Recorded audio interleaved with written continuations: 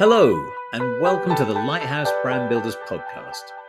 I'm Peter Wilkin, and I'm here to help you build differentiated, enduring brands and thriving businesses.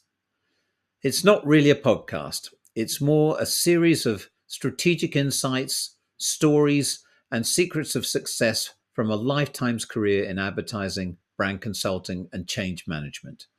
The thread that binds them is brand-centered management, the trademark brand building process and philosophy I developed with my partners at the brand company over 20 years ago, that's since been embraced by thousands of brand professionals and some of the world's most iconic brands. The 4Ds process and brand DNAs have become well known in brand strategy circles. The focus here is practical advice you can apply straight away to your business. It gives you a glimpse inside the Lighthouse Brand Strategy Academy, our online coaching program, where we aim to democratize effective brand strategy. So come with me, take a step inside the virtual lighthouse. Welcome. Have you found over the years people are almost afraid to make that differentiation to stand for something because they think that they want to appeal to all the niches? They think that they want to have some kind of mass appeal that appeals to everyone, and they sort of fail to refine it down to something more specific? All the time. And it's so easy to fall into that trap. It's one of the biggest mistakes that brands make, trying to be all things to all people and ending up being nothing to anybody. Right. Yeah.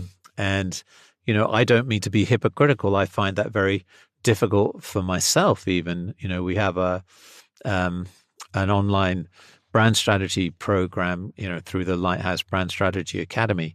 And, the core product there is a CBO Masterclass or Chief Brand Officer Masterclass. And it basically guides in a very stepwise fashion aspiring strategists and, more importantly, solopreneurs and small business owners how to develop their own compelling, unique brand DNA in this very stepwise process, basically expanding on the description given in Dim Sum Strategy.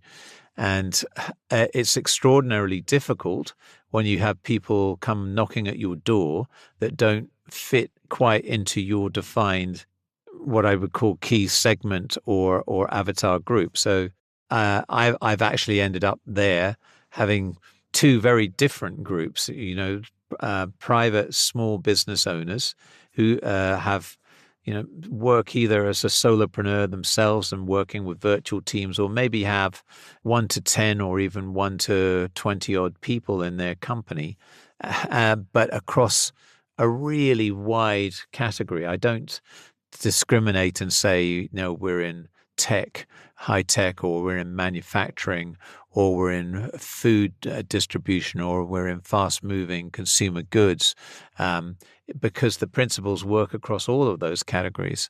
But that lack of focus, I have to say, does end up meaning it's harder to be perceived as the only kind of expert in that particular field. People like to know that their category and speak their language and understand their acronyms. Every category has their own. Yeah. So it is a difficult thing to do, and I don't mean to be holier than thou when I say this is a common problem, but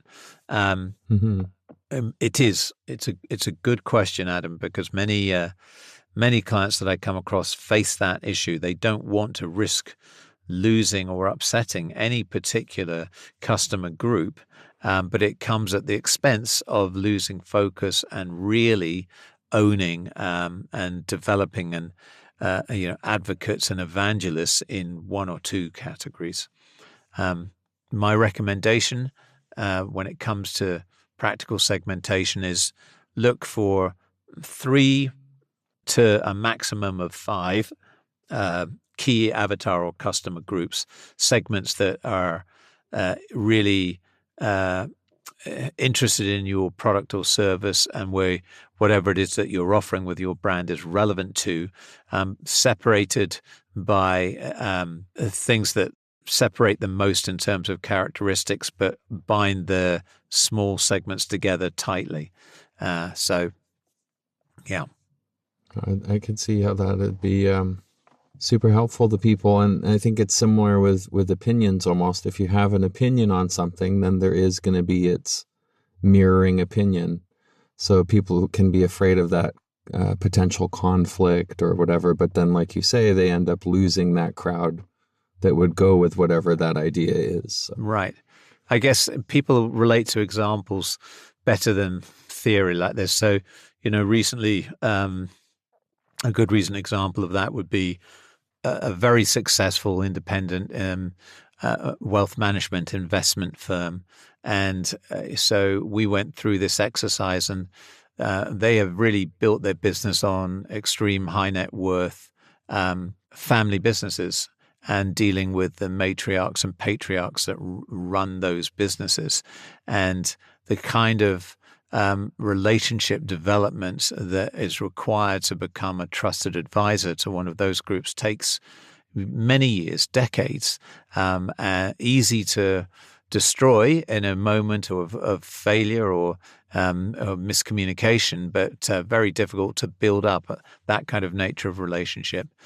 What they have to offer could frankly be quite easily packaged and scaled to a younger group who have potentially less investment capital and require much less of a hands-on approach. A lot could be automated, as you're seeing with many of the automated banking systems at the moment.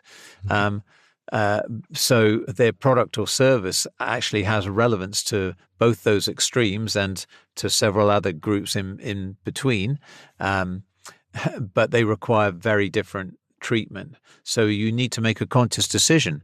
Do we have the resource to be able to focus and manage these very different avatars or segments who are interested or potentially interested in what we have to offer? And no organization, in my experience, even the largest commercial enterprises with billions of dollars to spend, none of them can do the job well if they start trying to, please multiple segments. And my kind of level is that 5 or 6. You start going more than that, it becomes incredibly difficult to be seen and perceived to be the experts or the only people you should be dealing with for this particular segment. So if you can stick to 3, stick to 3. Don't go over 5. Thank you for listening to the Lighthouse Brand Builders podcast. If you found this helpful and want to know more, please visit my website at peterwilkin.com.